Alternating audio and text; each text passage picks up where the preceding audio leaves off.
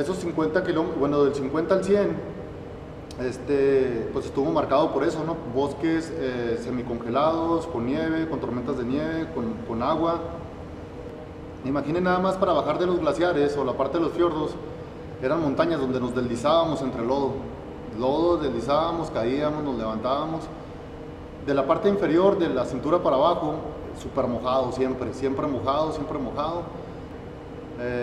Para ya terminar yo el kilómetro 100, ya había avanzado yo todo el día del viernes, atravesando arroyos, atravesando pues una serie de obstáculos que había. O sea, no era un trail común y corriente donde hay un caminito, una vereda, ¿no? O sea, había obstáculos dentro del mismo camino que había que ir superando. Podías trotar, sí, pero bueno, había el riesgo de caerte, de atraparte en una raíz. Yo tuve una caída muy fuerte donde me golpeé muy fuerte la espinilla, donde me golpeé muy fuerte uno de los gemelos y créanme que el dolor era tan intenso que yo no sabía qué tan mal estaba hasta que en el kilómetro 100, cuando ya terminé, me quité las medias de compresión y vi que traían muy buenos golpes y golpes tan fuertes que yo creo que lo único que lo alivió pues fue el hielo y lo frío de los arroyos o los ríos que cruzábamos. Y bueno, de esta parte ya cuando yo logré salir de esos bosques y de los fiordos, empecé a caer en grados de hipotermia porque pues ya venía congelado, ya venía con mucho frío, ya venía desgastado, pero bueno, ya había salido una de las partes más difíciles, hasta ahí que era lo que yo había vivido. Empecé a caer en una especie como de letargo o somnolencia. Entonces cuando empecé a caer yo en ese letargo o somnolencia, pues me di cuenta de que algo mal estaba pasando, así que pues algo me está pasando. Pero afortunadamente para mí ya estaba muy cerca del kilómetro 100, donde era checkpoint, y yo iba a llegar. Entonces había que cruzar un río que me daba más o menos como hasta la rodilla. Había que pisar otra vez agua, aunque yo ya venía mojado y congelado, pero bueno, el meterte al agua pues me despertó de cierta manera. Pero yo sentía que si en ese momento que tenía ese letargo, ese adormecimiento, si yo me hubiera hecho a un lado a descansar o a tratar de recuperarme, créanme que probablemente me hubiera dormido y probablemente me hubiera agarrado en la noche y ahí hubiera quedado igual. O sea, son factores que si tú no los consideras, si no los contemplas, te pueden causar tu muerte.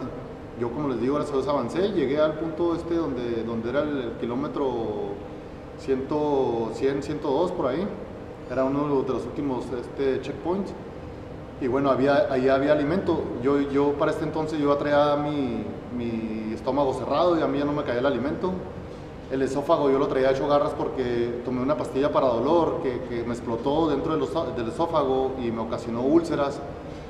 Estas úlceras hicieron que yo trajera un hipo continuo de 6 horas, 6 horas con hipo continuo, nomás para que se imaginen lo que es andar con un hipo 6 horas continuas, pues no se lo deseo a nadie. Y yo creo que los corredores que me llegaron a ver, los que llegué a pasar, o los que me llegaron a pasar a mí, pues se han de acordar de una persona que iba con mucho hipo, pues esa persona pues era yo, ¿no? Porque el hipo no me dejaba, no me abandonaba.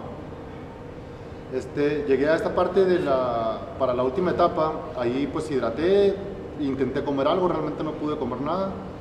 Me topé a compatriotas mexicanos que iban por los 70 y los 100 kilómetros, ahí nos estábamos topando ya de varias de las distancias.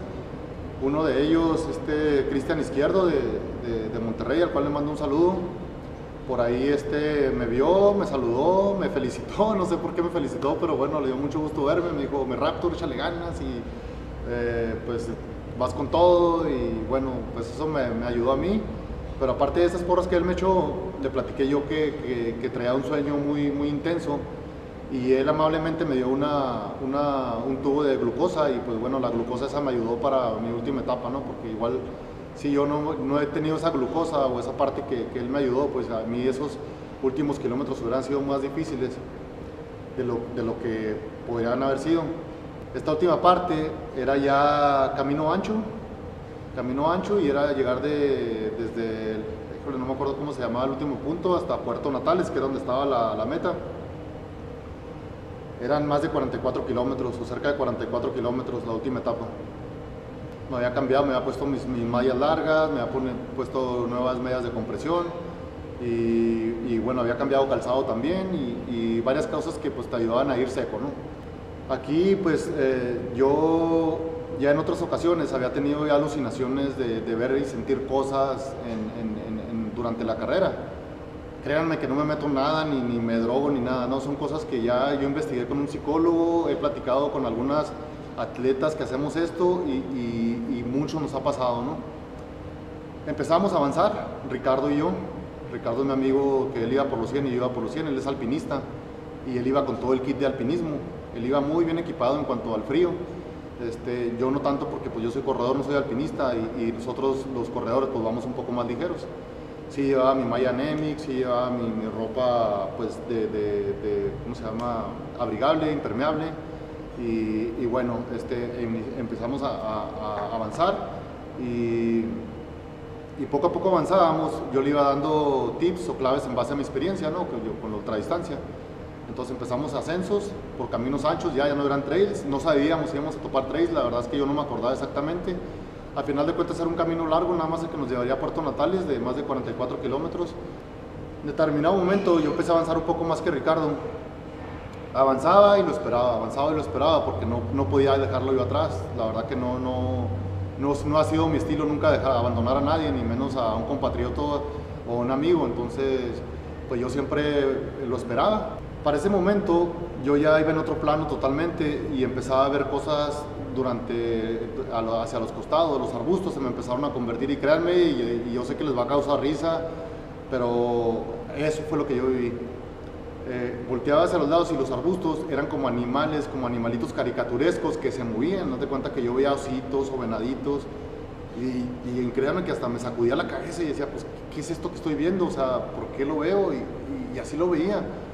Pero bueno, como les digo, el ir en otro plano, pues tu mente te empieza a jugar cosas así, pero bueno, a final de cuentas te estás moviendo y vas avanzando.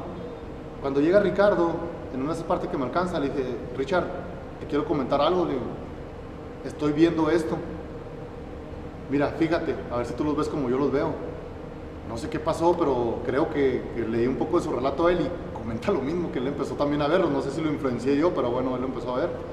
En el kilómetro 21, donde había un checkpoint donde nos estaban checando el chip, yo ahí ya vi que Ricardo ya traía un paso mucho más lento y analicé las cosas en lo que mi mente me permitió, y le dije, ¿qué onda, mi Richard? Pues voy a empezar a darle.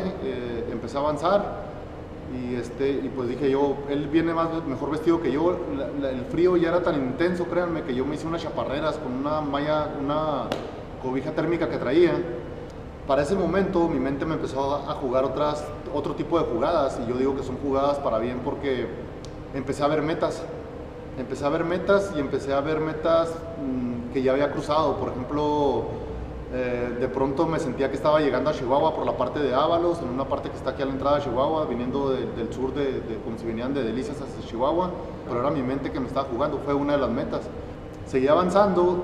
Y en varias etapas se fueron convirtiendo en más metas que yo había cruzado, una meta que crucé en Torreón, una meta que crucé en otros lados, hasta que a final de cuentas llegué a Puerto Natales, que fue la parte que se me hizo más eterna.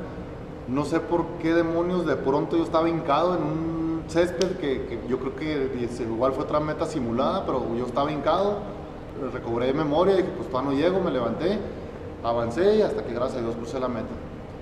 La hice en 32 horas, crucé la meta del Ultrafior en la Patagonia. Pienso yo que es un buen tiempo, ya que para mí, pues, como les digo, se convirtió en una meta de sobrevivir, más de tiempo, de lograr una buena posición. Quedé en el lugar número 16.